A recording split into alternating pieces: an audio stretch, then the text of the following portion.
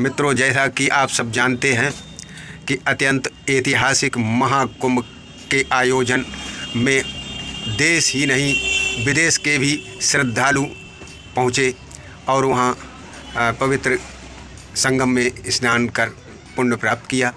मित्रों, वहाँ किसी कारण से मछली भगदड़ के कारण थोड़ा अवरोध आया।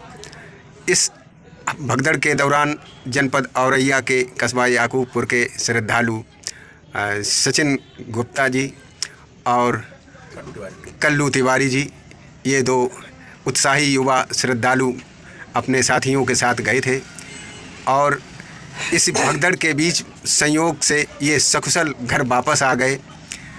आज हम इनसे वार्ता करते हैं कि आप लोग वहाँ से सकुशल कैसे निकल आने में समर्थ सिद्ध हुए। आप सचिन जी बताइए कि आप महाकुंभ स्नान करने गए थे, तो आपके साथ कौन कौन गया था और आप वहाँ से सकुशल कैसे लौटने में सफल रहे? 29 जनवरी को यहाँ से याकूबपुर से महाकुंभ के लिए बहुत ही तादाद में लोग गए थे।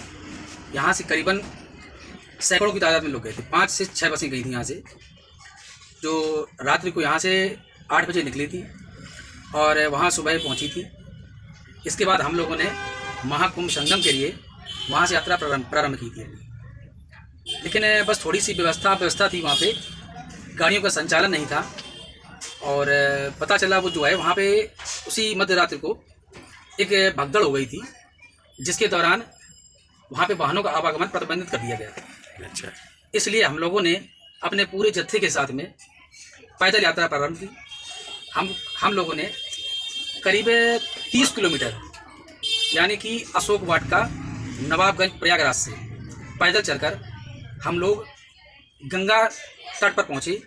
क्योंकि संगम के लिए रास्ता बंद कर दिया गया था, ब्लॉक कर दिया गया था, सभी रास्ते बंद कर दिए गए ताकि कोई व्यवस्था गड़बड़ ना हो। फिर हम लोगों ने गंगा में स्नान किया। इसके पश्चात हम लोग पुनः पैदल ही घर वापस आए, क्योंकि रास्ते में किसी प्रकार कोई वाहन नहीं था और जो सरकारी गाड़ियां चल रही थी उन्होंने किसी प्रकार को सहयोग भी नहीं किया ताकि हम अपने अन्य वृद्ध लोग भी थे उसमें, उनको किसी प्रकार का सहारा दे सकें। अच्छा। तो और हमारी इच्छा ये थी कि हम लोग संगम में जाकर डुबकी लगाएं और अमृत स्नान का पूर्ण आनंद लें। नहीं मिला। लेकिन इस प्रकार का कोई हमें वहाँ से ये दैवी आपदा वहाँ पे एक तरीके से मान लीजिए इसको आप, अचानक ये हादसा, इसलिए वहाँ पे नहीं जाए। इसलिए मेरे हृदय में थोड़ा दुख भी है इस चीज़ के लिए। और आप सकुशल आ गए तो इसका बस हाँ, ये था कि हम लोग सकुशल वहाँ से वापस आ गए तो अच्छा हुआ। उस भगदड़ में वहाँ पे नहीं थे, कोई नुकसान नहीं हुआ और पुलिस ने जान से रोका, ये अच्छा भी किया। लेकिन बस एक ही दुख था कि वाहनों का जो था आवागमन प्रतिबंधित था, इसलिए सवारियों में बहुत ही श्रद्धालुओं में बड़ा ही दुख हुआ, आने जाने में बहुत उन्हें दिक्कत हुई। आपको करीब एक तरफ से 35 किलोमीटर जत्थे के साथ पैदल चलना पड़ा। हाँ, 30 से 35 किलोमीटर। तो वापसी में करीब आप 60 किलोमीटर पैदल चले। करीबन ऐसे 40 से 50 किलोमीटर अच्छा पैदल हो गया पूरा। अच्छा। तो आपके साथ कितने लोग गए थे? हमारे साथ करीबन वही गया था यहाँ से करीबन 400 लोग। अच्छा, बहुत बड़ा जत्था गया था। और पैदल यात्रा की वजह से काफ़ी वृद्ध लोग जो थे बहुत देर से गाड़ी तक पहुँचे। कुछ लोग छूट भी गए थे जो बाद में अपने घर पुनः वापस आ भी गए। तो आपके साथ आपके परिजन भी गए थे? आप? हाँ, हमारे परिजन कौन? पत्नी गई थी। बहुत अच्छा है। धार्मिक यात्राओं में हमने वो नहीं नहा पाया है ना। अच्छा, आपने संगम का स्नान नहीं कर पाया, लेकिन आपके अंदर अपार अटूट श्रद्धा थी। आप करीब 50 किलोमीटर पैदल चले और हाँ, वहाँ पहुँचे भी और आपने गंगा स्नान भी किया। संगम तट तक नहीं पहुँच पाए और आप सकुशल आ भी गए। ये भी एक क्या कम है?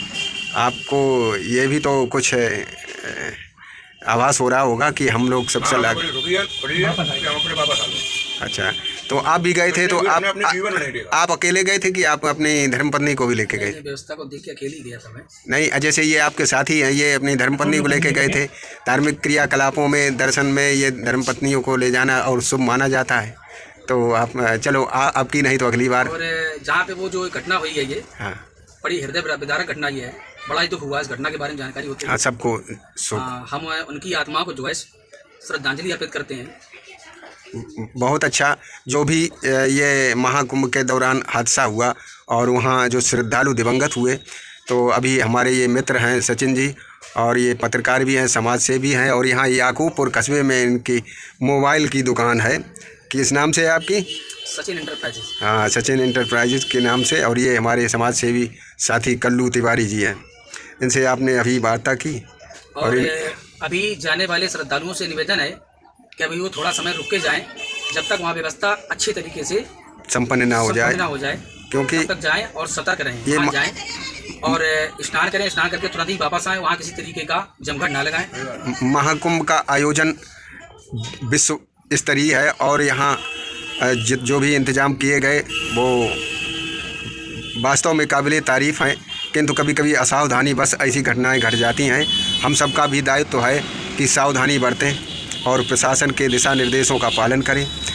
इसी अनुरोध के साथ हम अपने सभी साथियों के साथ आपसे दिवंगत आत्माओं के लिए प्रार्थना करने का अनुरोध करते हैं और ईश्वर से हम सब कामना करते हैं कि दिवंगत आत्माओं के परिजनों को शांति व धैर्य धारण करने की शक्ति प्रदान करें।